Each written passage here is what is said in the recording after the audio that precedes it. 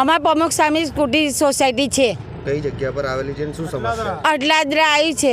Colour અમારી સમસ્યા છે રોડની. બધે રોડ બની ગયા છે, અમારો જ રોડ નહીં બન્યો.